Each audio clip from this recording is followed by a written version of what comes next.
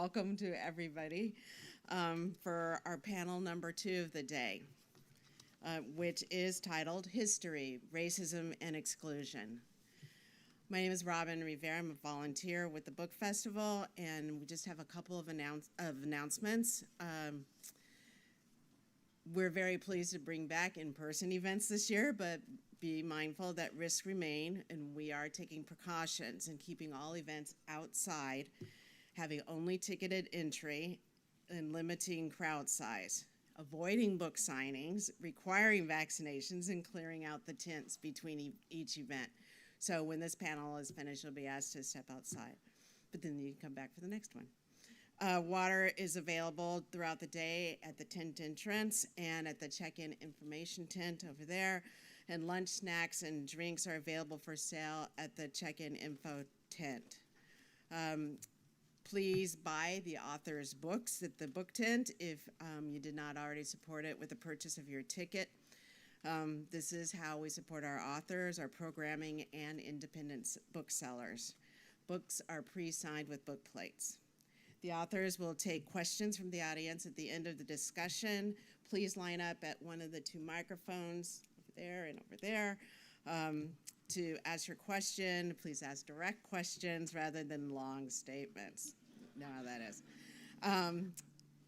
And I will turn it over to Barbara Phillips. I'm sorry, I didn't know I was going to do this, so I'm going to find your bio.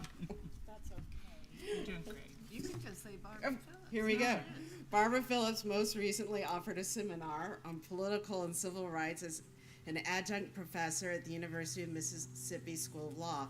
She received her JD from Northwestern University of Law, School of Law, and her JSM from Stanford Law School, by the way, my alma mater. She was an associate professor of law at the University of Mississippi School of Law and staff attorney with the Voting Rights Project of the National Lawyers Committee for Civil Rights Under Law. She lives in Oxford, Mississippi. And I'll turn it over to you, Barbara. Thank you. It's great to be here on a sunny day. This is wonderful. I think we're going to have a good time. We're going to try to do this panel as a conversation. And so I'll try to ask some questions that will get our panelists here to be in conversation with each other. So let me introduce them. Starting at my far right, there's Vernon Burton. I love saying this part. He was born near 96, South Carolina. That's a place. He is the Judge Matthew J. Perry Jr., Distinguished Professor of History at Clemson University. He's a highly regarded historian on race in America, and he's a sought-after expert witness in voting rights litigation. That's how we first came to know each other. He is the co-author with Armand Durfner, also an old friend. He's a legendary civil rights lawyer. They are co-authors of a book, Justice Deferred, Race in the Supreme Court. It's a beautifully written book that tells the stories of significant cases and engages all of us as citizens in understanding what our Constitution ought to be, while showing us what Supreme Court justices interpret it to be in particular moments of our history. Next to him is Heather McGhee. She designs and promotes solutions to inequality in America. Is she in the right place? She currently chairs the board of Color of Change, the nation's largest online racial justice organization, and has shared her ideas in a TED Talk. Racism Has a Cost for Everyone. That's the name of the TED Talk. Her book is The Sum of Us, and it's subtitled, What Racism Cost Everyone and How We Can Prosper Together. This book makes the case that racism thoroughly corrupts our society and prevents everyone from experiencing what she calls the solidarity dividend, the benefits we could share in a future without racism. And I am particularly happy to introduce Patricia Sullivan. She is a summer resident and a member of the Book Festival's advisory board. She's, yes. She is a professor of history at the University of South Carolina and a leading civil rights historian. Her new book, Justice Rising, Robert Kennedy's America in Black and White, is a deeply researched portrait of Kennedy's civil rights record and has been widely praised by historians Douglas Brinkley, Kenneth Mack, who is around here somewhere, Cornel West, and Jeffrey Sachs, among others. These brief introductions do a great injustice to the credentials and experiences of all three panelists, but we'd be here all day if I told you all about it. So we were asked to discuss race and exclusion. And as I was thinking about how to talk about that, I kept being visited by Bob Moses, who died last week. He and Mrs. Fannie Lou Hamer were incredible partners in transforming Mississippi with its civil rights movement, and in the process transforming America. And Bob Moses continued his work long after the 60s. I mean, he continued to be a social justice warrior. He started the Algebra Project that was based on a philosophy of math and a commitment to justice. So he was an amazing person. He was often here on the Vineyard. Mrs. Hamer was a sharecropper in Mississippi when she became involved with SNCC, the Student Nonviolence Coordinating Committee that Bob Moses was hooked up with. So as Bob continued to evolve in his thinking, he became focused on the preamble to our Constitution, which, as we all know, begins, "We the people." And he just started meditating on that, we the people. And he believes that we should start thinking about that preamble as an organizing tool. We should think about that preamble as giving us our responsibility to expand who is included in that class of people who decide what happens in this country. That's who we the people are. And our whole history is a history of expanding who gets included in we the people. As you know, enslaved people in the United States were not included in we the people for a very long time, and I'm feeling like we're being pushed out again, but that will be discussed. So I want us to think about we the people. The other thing I want us to think about is Mrs. Fannie Lou Hamer, who was one of the greatest organizers of the civil rights movement.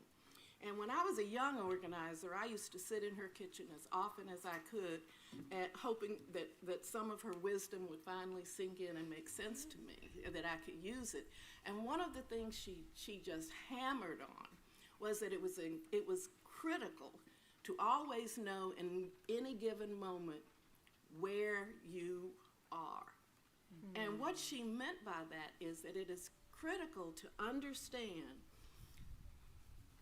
what the situation of your community is all about. What are the factors? What are the forces? What is actually going on in your community in any particular moment? You have to know where you are. And both of these people embody a great tradition of Black Mississippians, where I now live and where I worked as a young organizer and voting rights litigator. And there's a wonderful expression about how you make a way out of no way. How do you make a way out of no way? And they understood that that's what they were doing as they mobilized around the civil rights movement there. So what I want us to do in this conversation is follow their lead. Pat, your book captures the 1960s world of Bob Moses and Mrs. Hamer. And you capture it in a conversation that Burke Marshall has with Bobby Kennedy after Burke Marshall, who was with the Justice Department, has met with George Wallace about the desegregation of the University of Alabama. So in this phone call, Burt Marshall says to Bobby Kennedy, it's a foreign country. It's a different mind and a different world and a different civilization. So now I want to turn, so that's the 60s of Bob Moses and Mrs. Hamer. So where are we now? I think we are in a no-way situation when it comes to issues of racial justice in this country. The presidential election shows us that 72 million people live in that world as described by Burt Marshall. The Republican Party is committed to white supremacy. The Supreme Court is clearing the way for states to disenfranchise black people, just as was done to destroy the first Reconstruction. The states are censoring the teaching of history. Any history that challenges the mythology of white supremacy is being censored in state after state by state legislatures controlled by Republicans. That's this BS you hear about critical race theory and can't teach the 1619 Project. This is what it's really about. Now, not to be all doom and gloom, we do have the Black Lives Matter movement. That has mobilized more people in the United States and around the world than ever participated in all the civil rights demonstrations combined. And Joe Biden and Kamala Harris did win the election. Okay, we got that. Okay, now, but our country is engaged in excruciating struggles over issues of race and exclusion, including economic inequality and racial disparities and opportunities of every kind. These three people have written wonderful books in addition to the ones that are mentioned here. But I want to ask the three of you to talk with each other and with us about a key lesson from our history that should guide us forward. Vernon, I know you got some ideas. Well, first let me just say what it means to me to be back at Martha's Vineyard, and thank you so much for including me, Sue Ellen, and the committee. And being here is particularly special. Sheldon Hackney was my PhD advisor at Princeton, and he and Lucy are role models, literally, for what a citizenship should be doing, and maybe some people to look to for what we should be doing now, as I think about it. Both Georgianne and I have always thought of them as truly role models for citizenship. I'm always a little reluctant when people ask about what we learn from history, and it does remind me, since we're close to Boston, of David Donald when the busing crisis occurred there. And David Donald was a professor at Harvard. I taught for 34 years at the University of Illinois, a school that I really treasure my time there. And he was our most illustrious PhD. And so when they asked him about what would Lincoln have thought about and done about the busing situation in Boston, he thought a minute and he said, well, the first thing Lincoln would have said is, what is a bus? And that can be a lesson for us, I think. We have to know our history. There may not be lessons, but we come out of our history. We grow out of the events we're in now are exactly there. Whereas at the time, from Pat's book, the quote that you gave by Burt Marshall, basically it seems to me that what we've done is, instead of the South being changed, I think it was changed, but the same methods are being used to become more nationwide in states that we don't associate with the former Confederacy. But it's disastrous not to know your history. And I'm a little more hopeful, I think, Barbara, in another way, and that is, I remember when I went to graduate school, there was the whole debate about slavery and the Civil War many years ago, before most of you were born, actually. And yet, because that history has now gotten down into the public schools, and these public school teachers are doing God's work if they'll leave them alone, And no one questions that slavery was the cause of the Civil War. They really don't. I mean, I remember when Haley Barbour was head of the Republican Party, he says, of course slavery was there. And yet, as late as 1990, I was debating Sons of the Confederacy on Ken Burns' movie, which were arguing otherwise. And for the sesquicentennial, they then asked me to ask Ken Burns to come speak to them. So I think there is hope in education. But you have to know the facts. History is critical thinking. I've often said two things changed the South, the Voting Rights Act and air conditioning, and we understand how air conditioning works better when we do the Voting Rights Act. But it's sort of humorous, but there's more to it. Of course, STEM education is important, but critical thinking, which you learn through history, and I'm not talking about alternative facts, I'm talking about the history that's there, that goes into the schools. I think it can make a difference. You cannot look at our history and understand what has happened from the session before us about the displacement of Native Americans to slavery to Jim Crow. And it's not just the end of slavery. One of the things that Armand Durford and I discovered in doing this book, we've had 12 generations of legalized white supremacy and white privilege, and only 2 generations now, literally, of trying to address those things. And even though we're moving back the other way, we have made progress, and we have to keep working at it. And it is people like the Hackneys and others who give us examples. But while there may not be examples of history, I think history is the critical way to move forward. And there is a danger. We did it before, even in 1980, the great historian C. Van Woodward worried about the return to what had happened after Reconstruction, as he saw the resegregation of America in other ways that were going on in the demographics at the time and things. So there is the possibility of that, but we have to be vigilant and not let it happen. And the vote is absolutely critical.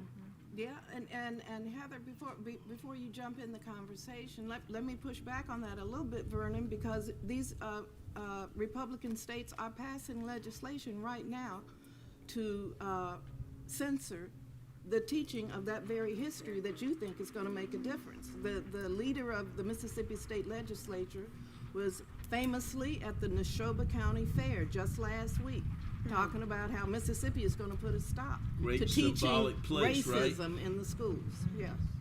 Heather, help us out. I think that the lesson that I take from history, and I'm not an historian, and I wrote a book about the economy and race, really from a perspective of trying to advance economic policies to make the American dream more real for more people, and running up against the forces of history and running up against racism in our politics.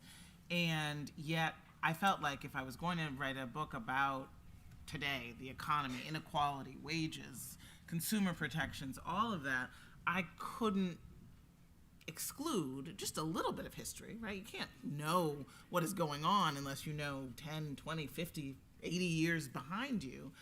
And yet so many people who read my book say, I'm outraged that I didn't know that. Mm-hmm. There's a feeling of folks feeling like they've been robbed of their own history and they've been lied to. And that is really what we're talking about. And so the lesson that I take from history, Barbara, for that beautiful, provocative question that I will keep with me is A, that everything we believe comes from a story we've been told. And that most of us have been lied to about many things. And in 2018, the Southern Poverty Law Center put out a study about the state of history education and race education in America, and found that less than 10% of high school seniors surveyed could accurately name that slavery was a primary cause of the Civil War. So when you say that everybody knows that, I think you mean among historians. But the lost cause, right, which is something that, many of us in the North didn't know about until it came north. The idea that with a little organizing and a little work, you could change the story of history. And it began immediately as the Confederacy was losing. You had the same people who said it is about white supremacy now and forever began to talk about states' rights as if it was the right to knit right? The right to put up a railroad somewhere, right? I mean, it was a completely disembodied sense of what the right was, right? The right was obviously to own other human beings. And so that same move, the idea that organized people, and I will note, mainly women, this was what white women in the South took up as their civic cause, was the lost cause of changing school books, of making sure that pageants and festivals inculcated the idea of Southern innocence, and maintained the idea of separate races, and maintained the idea that it was a war of northern aggression. That is what is happening right now. This attack on honest education, which is what I call what is happening right now, where we have 11 states banning forms of education about race and racism that make students feel uncomfortable, guilt, or anguish, discomfort, guilt, or anguish about what people of their race might have done in the past. This is literally legislation banning that, telling school districts, as in Tennessee, if a teacher knowingly violates this law, they lose $1 million in the first instance. The school does. Then $5 million. So this is empowering a mom to say that there was a lesson about Ruby Bridges desegregating schools in Louisiana, and it made her child uncomfortable. Ruby Bridges was 6. But somehow this child, today, who was in, I think, the 5th grade, should be protected from the knowledge of what a 6-year-old had to do to access the education that this contemporary white child is sitting in. So this is a 5-alarm fire. And I think everyone is outraged and confused that this could possibly be happening. But I think there's a direct line between Charlottesville, January 6th, and these attacks on honest education. And this is what is happening. Books are being banned. We know who bans books. We know what is happening. And so I would say, as a simple call to action, everyone who is nodding their heads and feeling their throats start to tighten, because it is very scary, has to speak out. Now, you may live in Massachusetts where this may not be going on. In Rhode Island, there's organizing around this. In every school district, there is some school district council, school board meeting where the crazies are coming out and talking about this. And it's not just in the South, and it's not just in Texas. And so if you have not spoken up, called your state legislator, called your school board, those who might be retired, you might have to go and run for school board, because otherwise we've got recall petitions and it's a really scary place. So please, I implore you, take some action in your community to make sure that you are defending honest education.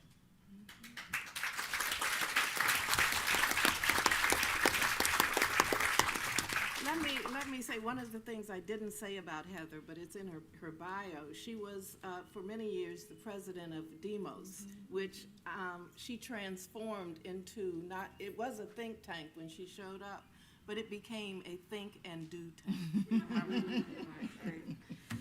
Pat, what are your thoughts? Well,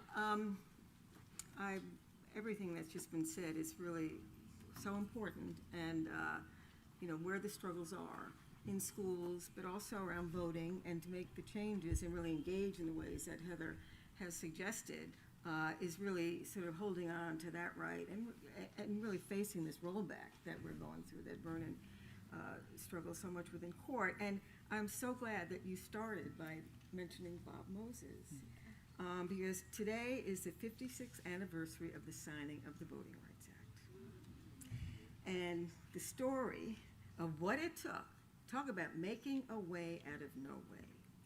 Okay, and this is where history is really important, living in your moment. And though in your moment you may not transform, but you're going to stop and push back and move forward. And that was one of the things I learned in my book. When I decided to write this book, I was interested in looking at the 60s, new questions. And Robert Kennedy sort of became, surprisingly to me, became my way in, because he was someone who was looking, seeing, learning from people, traveling around the country, and he came into office at a pivotal moment.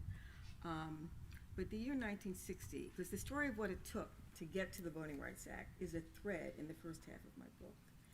And the elements are just not connected in the beginning, but they come together. And a critical one is Bob Moses. Bob Moses, New York born, sees the sit-ins, says, they look how I felt.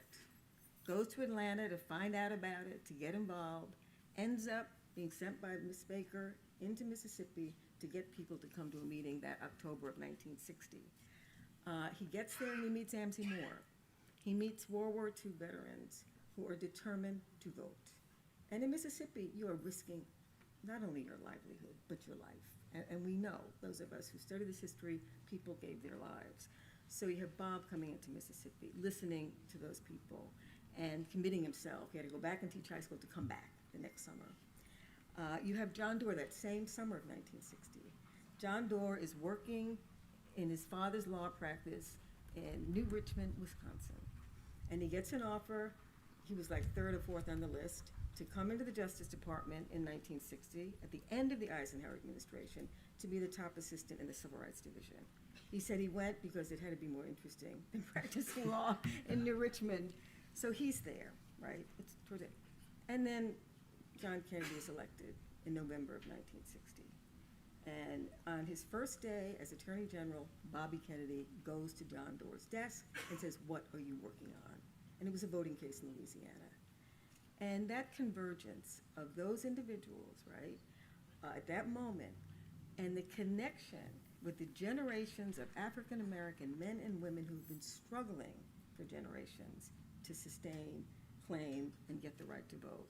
That's 1960-61. This unfolds over several years. And what it took to get the Voting Rights Act. You know, we think of legislation and Congress, no, this is coming here, and it's being, Thurgood Marshall described the Justice Department during Robert Kennedy's tenure as an arm of the Civil Rights Movement. And sometimes activists thought it didn't move as fast, but they were in concert. They were in a common endeavor, and they were patient, and they struggled. And I think when you know what it was like then, and as Baldwin said, if you don't know what happened around you, you have no idea what's going on around you. And this history that we sort of take for granted, because we know the Voting Rights Act happened then, where did that come from? And I think that now, as we're living through, after the decision in 2013 really gutting a major part, and that part of Section 5 was written out of the experience of these attorneys who went in and saw what Bob and all the people, Fannie Lou Hamer, were up against, that you had to really make it clear and you had to review any changes. I mean, that was pivotal, but that came out of experience of these attorneys going in.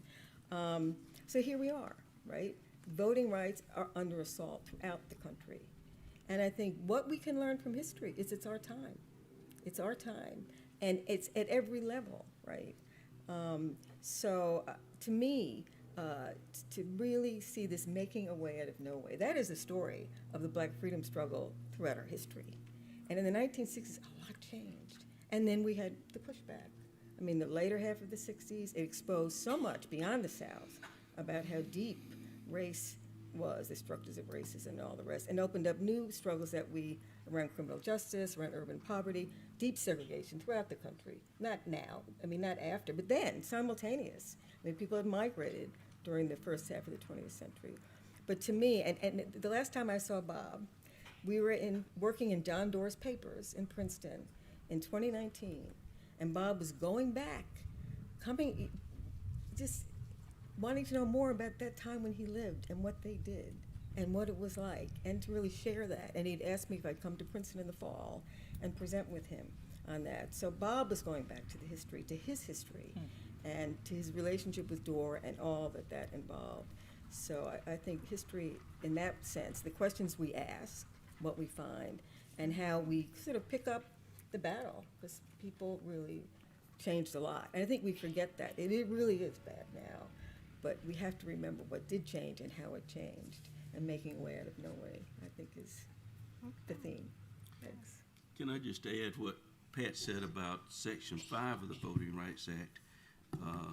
We just had a case really recently that went after Section 2, this changing what's going on as well. So it's not just that this is just the last Supreme Court thing, and those were the two things that mainly give a way to do anything to challenge these cases.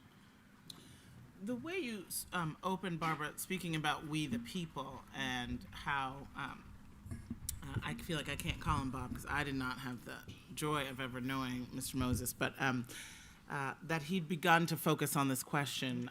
I too think those are, three of the most important civic words ever written because they've always been so contested. The name of the organization where I served, demos, is the Greek word for the people of a nation and the root word of democracy. And fundamentally, this question of who are we to one another, who counts as fully human, who counts as a citizen, whose rights should be respected, who belongs, who deserves. Those are fundamentally, that's it, right? That's everything we're talking about. Social security, healthcare, infrastructure, childcare, democracy, money in politics, all of that, it fundamentally comes down to that. And that's where the original lie upon which our economic model was founded in this country, which is the lie of human hierarchy, the lie that of the belief in a hierarchy of human value, is still with us and is still being contested all the time through policy, through politics, through representation and narrative. And I do think that, there was a poll that recently came out, a Pew poll, that I think helps explain a little bit why we are seeing the big lie, right? The lie, the idea that some forces, some nefarious forces in cities illegally voted and stole the election from the legitimate president. The big lie, which is the basis now. It was, voter fraud was, on sort of an individual scale, was the basis for the wave of voter suppression that we saw after 2010. But now it's sort of on steroids, and it's the big lie is the basis for this current wave of voter suppression. That lie is fundamentally predicated on a very racist common sense. And so the idea of the sum of us in my book is that racism has a cost for everyone. When you have people in power using lies to distort, to divide, it ultimately weakens all of the things that we hold in common, including our democracy and our economy. It creates inequality. And so that has a cost for everyone. But I think about what is going on with the stealth and sometimes flagrant attacks on democracy, and fundamentally they come down to that racist common sense that it's as possible that Black and brown people voting in cities are doing something criminal by doing that as they are being true citizens who are legitimate citizens exercising the right to vote, right? Like, you have to have that as a common sense to think that there's this mass wave of criminality stealing an election from, let's face it, the person who still nonetheless won the majority of white voters, right? And so that's really what's going on like a gut level common sense, the idea that this could have been stolen from, the rightful owners of this country. And that is why we need the policy work. But just as Kennedy, just as King, just as so many of our greatest leaders truly understood, we also need the hearts and minds work, right? And I think that right now the people who understand that very well are those who are using collective stories and media and consciousness and emotion to drive us apart rather than those who are looking to drive us together. And that's one of the reasons why I wrote the book, was to try to give us a common story that would make us reject this zero-sum notion, this idea that what's good for one group has to be bad for the other and vice versa, to sort of bring us into a common sense of a collective fight against these systems that are harming us all, from our planet to our schools.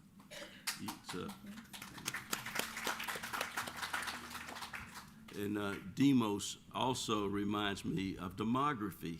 And it's another thing that actually gives me hope. And, I've testified to this and written about it. But certainly Texas has become a majority minority state. And politicians are aware of that. Florida is on its way, predictions 2030. The U.S. itself, which just when I was coming of age was just overwhelmingly what we consider white, whatever that is now about 60% or something. And I think there's hope there too. And I think it's also what's driving a lot of the fear of voters and others, and the mobilization of voters. And having studied demagogues like Pitchfork, Ben Tillman in South Carolina, sometimes of the late 19th, early 20th century, I think some of these folks just took off their overalls and put on coats and ties and went to New York City, and using racial demagogue techniques. It's very similar. Again, it's a danger to take and say this, you take from this episode in history and place it today. But I think that's a lot of what is going on. And we faced these kind of problems before, and I think we have to put them on. And these kind of books that Pat, that you've done, Heather, I think make a huge difference to show that. Pat, I can see you about to say something. Yeah, but the question, I mean, is what do we do? And I think Heather's book really opens up the challenge and the opportunity. And that was the demand and the opportunity. And I think people in the 60s, across race, responded not just to the demand, but to the opportunity. The sit-ins exploded, just took off, eclipsed the Cold War politics of the 50s. It really opened up American political culture in a dramatic way. And I think we lose sight of, when we see how far we've slipped back, we often lose sight of that. And that is really powerful. And I also think activism and acting, and I think social media kind of short circuits a lot of that today. But people, what did Marion Wright say about Kennedy? This is true about Bob Moses and so many people who interacted with the people on the front lines in the Southern struggle. He went, he saw, he listened. He listened. A student of mine called him a radical listener. She said, Pat, that you showed Robert Kennedy was a radical listener, and he grew. And he was in a position that he could, connect things up. But I think so much is, not to go on that last night's noise thing, but so much is out there that we don't have control of, and it's so powerful, as you say, Heather, the stories. But what do we do? Because it seems action is what changes people's hearts and minds. Coming together, creating those spaces to do that. And it's a very different time from the 60s, but we face very similar challenges. And it's sort of, how do we, people who have had the opportunity of education and all that, how do we use that in our world? Not as, so we'll do this no, every day. How do we orient ourselves and use what we have? Like Robert Moses, he was an MA in philosophy from Harvard when he ended up in Mississippi. Fannie Lou Hamer taught him. Yeah. He learned from people there. And they created a revolution. And the timing was good, because you had people in Washington for a short time who were learning from them. And the synergy, I mean, it was transformative. And President Kennedy, in his June 11th speech, talked about the revolution that was happening. And Robert Kennedy at Berkeley, the most important thing is the revolution within our gates by African Americans for full equality and full freedom. But so that's, how do we think about that as people working at different sides of this question and challenge?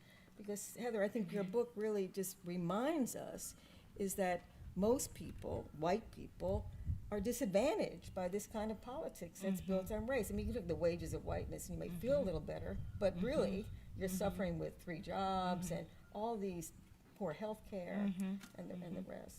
Heather, you're the doer here. You are the activist. And let me ask you, I was intrigued by your book, and to throw in some history here. We have had moments in our history where blacks and whites came together and understood their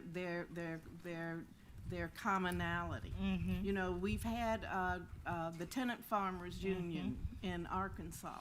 We've had Mississippi Gulf Coast pulpwood workers, black and white, came together for a while. We've had these things happen for a while. So we're talking now about these serious threats to our democracy that are happening right now. Their race is being used to drive challenges to democracy at every turn. We've had these recognitions of what we have in common that have been fleeting. How are we going to do it differently this time? So, I mean, that's really the question, ultimately. And there are instances in the sum of us, you know, going back to Bacon's Rebellion, right, going back to colonial Virginia, a cross-racial servant uprising of black and white that ended up burning the capital of Virginia and chasing the colonial governor out into hiding. And after that, you saw the beginning of what we sort of know now to be the racially based hierarchy of human value, the taking away of rights and property from African enslaved people and the basically giving it to white-skinned people, the pardoning of the white people who were part of the rebellion, and the sort of hardening of the color line, because they said, well, hold on now, they who said it was the plantation elite, right? The colonial elite said, oh, we are vastly outnumbered here if y'all start getting together. This is a major problem. And so let us make sure that what white people are here, A, let's stop importing so many white people. And B, let us make sure that the white people who are here know that they should side with us, no matter what their class or station or job or land or lack thereof. And that's been the okie doke ever since, right? So that's been the tension and the wages of whiteness that Barbara mentioned, of course, W.B. Du Bois, beautiful passage talking about what could be talked about in basically any shop floor, across the country. Part of the book, I go to Jackson, Mississippi, where a Nissan plant had just, the workers who were eligible to vote, the Nissan plant had just voted against organizing. And I grew up in Chicago, so I knew that, labor organized car factory jobs, the best jobs, you can get, right? So the idea of somebody saying, no, I don't want a pension and health care and, all that was just like, wait, what's going on here? Why would somebody do that to themselves? And when I went down there, it turned out that race was really the hidden story, right? That it was this wages of whiteness. The idea, as one of the workers said, if the blacks are for it, I'm against it. This sense that the union meant equality, and they'd rather have, a little bit of advantage and that feeling of superiority than the equality, even if equality would bring them material wages. They'd rather have the psychological wages. But that's from a story, right? And so I really think it's important for us to always remember who's selling that story for their own profit and not just who's buying it. Right. So often we, particularly I think with social media and everything, we can get focused on, each other, right? As opposed to the people who are self-consciously using division and racist narratives for their own profit. And that's where, I'm so glad we're having conversations at the festival about, the role of social media and Facebook and the way that, that what used to be something that we could, share our kid pictures and our cat pictures on has really become a tool of the plutocracy, has really become a tool of the self-interested elite, that its profits are driven by the more hate and outrage and division that exists, the more money is in those shareholders' pockets. And that's really important for us to recognize as citizens. But just quickly to answer your direct question, I think we are actually at a boom time in organizing, right? I think the last 4 years made super citizens out of millions of people who said, you know what I'm going to do with my girlfriends is I'm going to write postcards, I'm going to stand on the corner, I'm going to door knock, right? That this I had never seen that in my life. I know that, I grew up hearing about it in the 60s, but it certainly was not the America that I grew up with in the 80s and 90s and 2000s. And so it's really important that we not go back, to brunch, right? That we continue to be vigilant about what's happening in our country and in our name. And, I toggle between fear and outrage about, the backlash and the organizing of the right around racial resentment. And, and I want to distinguish that from Republicans. I'm a partisan person. I've, fought to elect Democrats, but, I think we should have a multi-party system, and I think that we should have people who have different ideas about how to order society. But what's happening right now is very different. It's not about how to order society. It's about who should be in society and who's really human and who belongs. And that is where I think we need to fight to draw a line. But I think, as you said, Barbara, the Black Lives Matter movement, all of the organizing that has happened, the consciousness shifting that has happened, that has largely been driven by multiracial coalitions. And, yes, a lot of African Americans were not as active, 10 years ago, 15 years ago as we are now. But really, when you're starting to get that, this is about people who are not Black saying, I don't want this to be happening in our name. And that is wonderful. And I think no progress has ever actually happened without that multiracial coalition. We didn't get the Voting Rights Act on our own, right? How many Black people were there in Congress when there was the Voting Rights Act? That was not us, right? That was an alliance, a coalition, abolition. All of the movements that have happened have been organized and led by the affected communities, but ultimately it has needed people to come together and say, we can do this. And I think that is the moment we're in. That's why we're seeing a backlash, but it's why we can't take our foot off the gas in terms of making sure that this sea change in organizing and in consciousness translates into policy change. That is the most important thing. Let me just add, because you mentioned the lost cause, that's a great example, and I think the greatest example from history and the most misunderstood, the most progressive period was the interracial democracy of Reconstruction, Yes, when that's right. Republicans, Black and white, came together and overcame, at least for a period of time, race, and it took a coup d'etat. It took a coup d'etat in America that is terrorism, which didn't begin in 9/11. African Americans had lived in that, at least till the Voting Rights Act. It literally was a paramilitary overthrow of a legitimately elected interracial group of people who then happened to be the Republican Party, and yet we have, well, I think we disagree on this. I think we've come to understand slavery has caused a civil war in the high school text or anything, unless they try to keep writing it out. We still don't see Reconstruction now, and it's still used. Even testimony, I've heard it come up in recent court cases, the horrors of Reconstruction. They don't mean the horrors that you and I and Pat think about. They're talking about the horrors of Black people voting.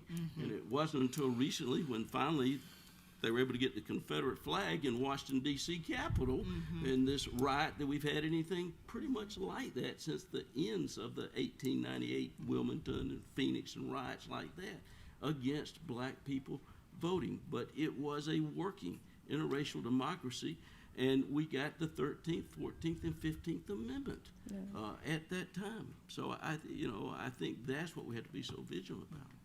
Well, let me just follow up on that a little bit. Last summer, I was pretty optimistic that we were moving in the direction of a third Reconstruction, and I think listening to you, Heather and Vernon, you all are hopeful that we are moving in the direction of a third Reconstruction. But sometimes I think we're headed into redemption, that period that destroyed the first Reconstruction. Pat, where do you think we are? I think we're sort of where Heather described. I think it's, for me, I mean, we are in a racial reckoning. We haven't, that echoes the 1960s. It's all out there, right? It's all out there. Black Lives Matter, the protests, you can't look away. It's there. I mean, you can mobilize reaction, but it's there. And again, I think, like the earlier decade, there's a demand and there's opportunity. There's opportunity. And how it goes is really in play. But I think the fact that we're facing, our country is facing this and maybe trying to manipulate it as the way you say, Heather, but it's there. And so it's an opening to really organize, teach history. I think history is, and it's generational. We don't have to go, I mean, the New Deal era, my gosh, Virginia Durr's birthday is today. I mean, she worked with Charles Hamilton Houston. She worked with NAACP in the South. There was a terrific interracial activism, huge, Popular Front, across all kinds of boundaries, that was really pushed back in the Cold War era. Repression, targeting, right? Du Bois, arrested. So we need to, it's a constant fight, and it's our generations, ages, it's now. And the fact that, as you pointed out, Heather, people are organizing and active in ways that they haven't been. And so I think it's an opportunity, and whether it's a third Reconstruction or redemption, it remains to be seen. But I think it's in the hands of all who are seeing, and how you use that knowledge and that politics and organizations to really because it's a very dangerous moment. And I think people are the attack on the Capitol on January 6th, as much as it's been sanitized or tried to be, it can't be. There it is, and I think it illuminates so much of what you've I know you, It's a you teachable- keep on, pause teachable just for a moment. minute, Vernon. I want to let people know to come to the microphones to ask questions. You go on. Talk. To emphasize what both people have said, I think if we look at it as a teachable moment, all of this, not just, I think it's very important.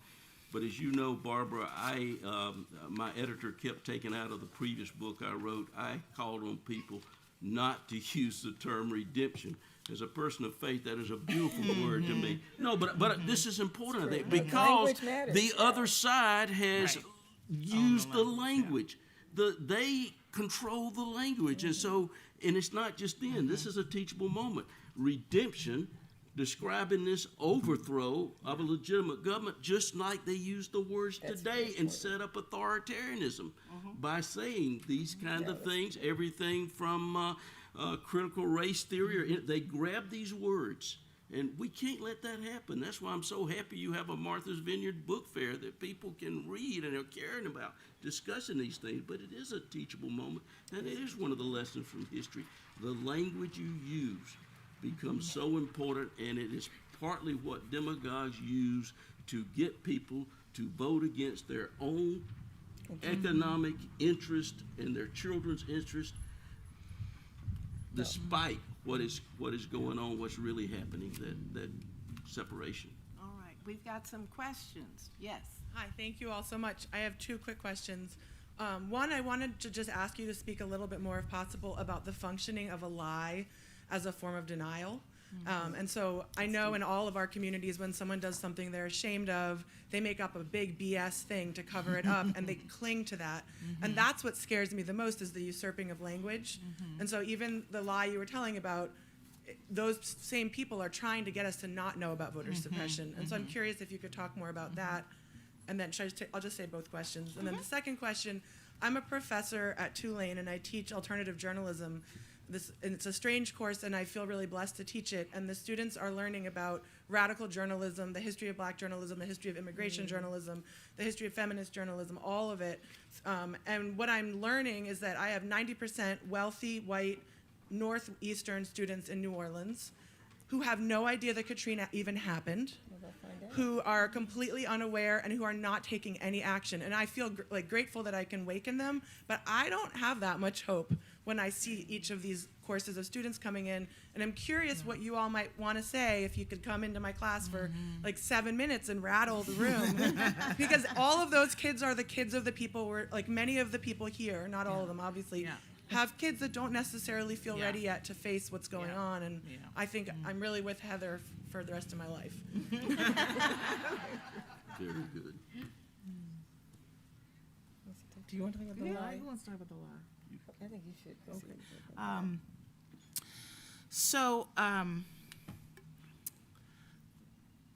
The truth will set us free, right? And that is clear, right?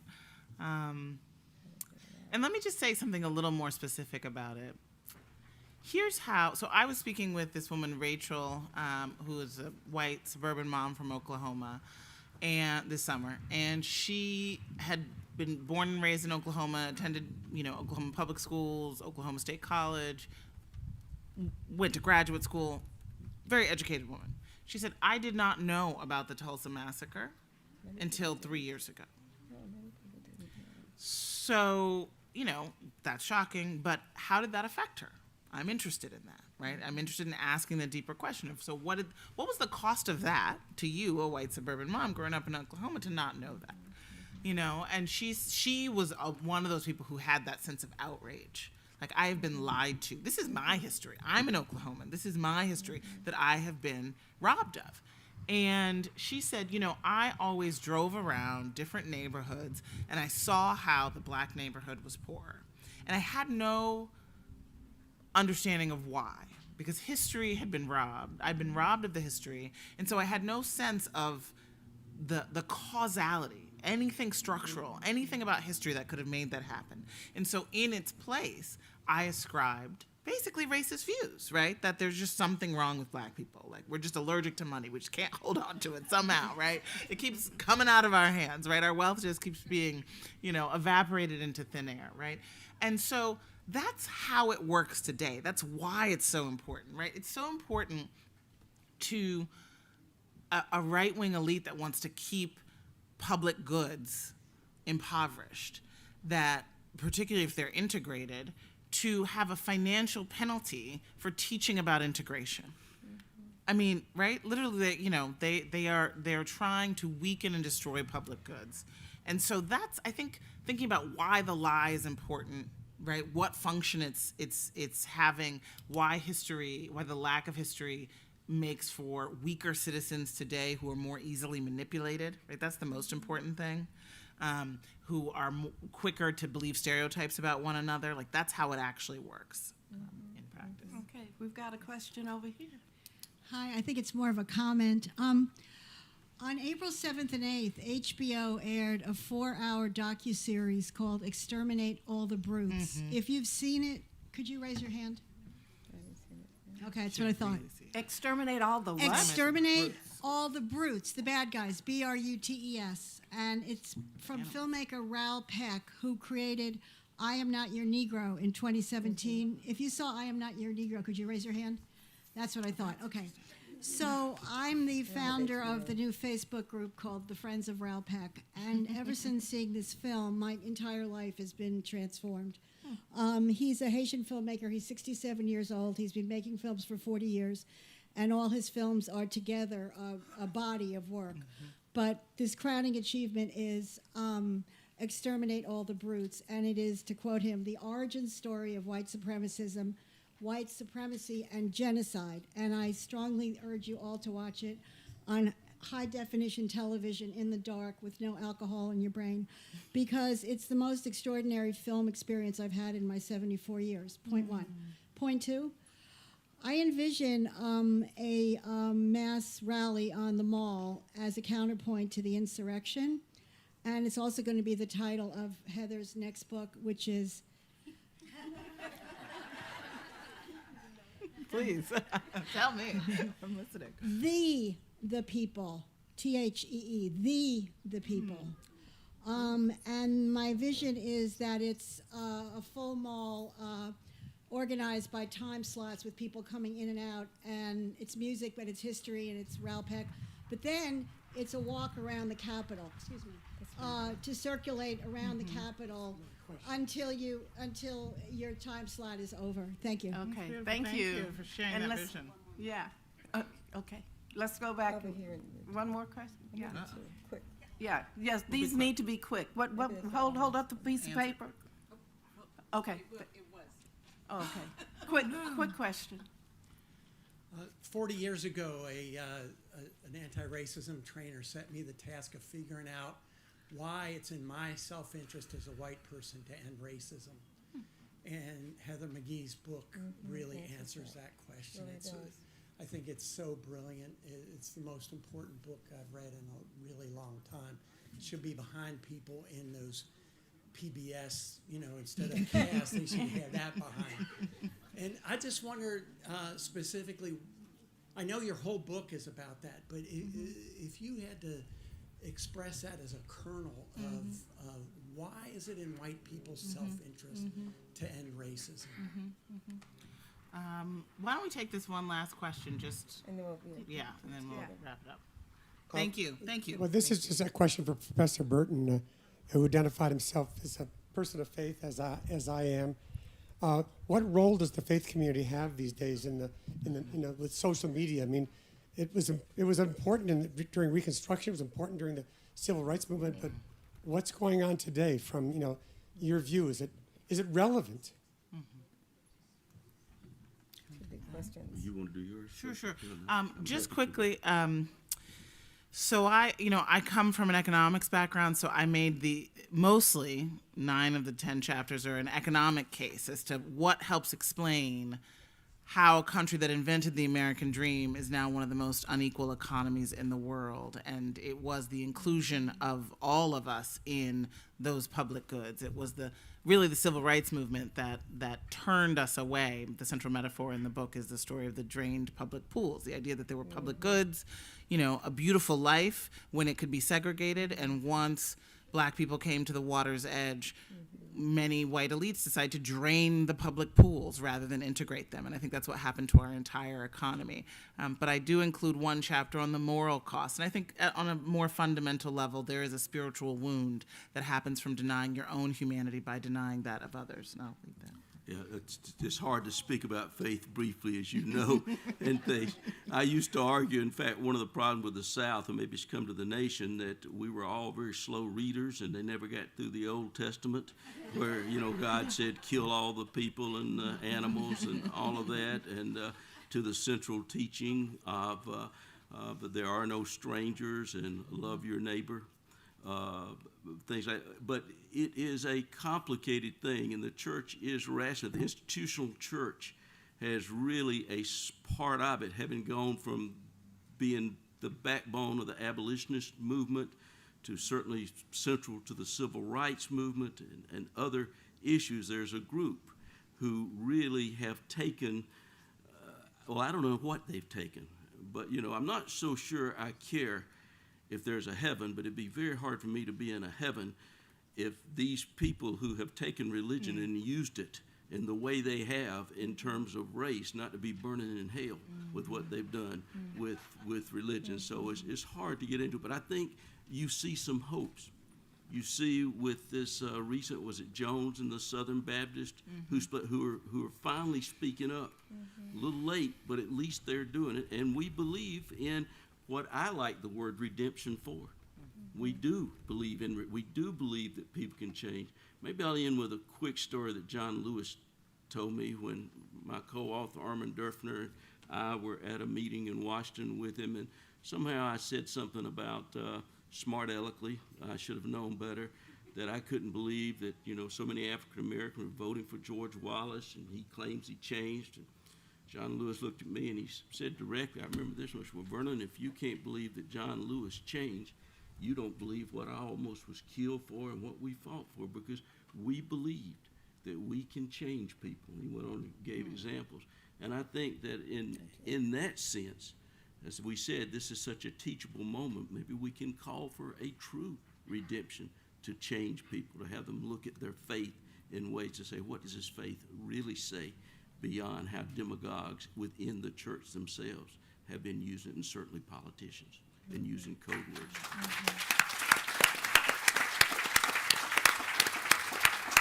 I want to thank our wonderful panel, and I want to encourage you all to come back to the festival tomorrow and Sunday, when you will get to hear these authors talk about their books. So thank you very much. Thank you to Barbara for moderating so beautifully.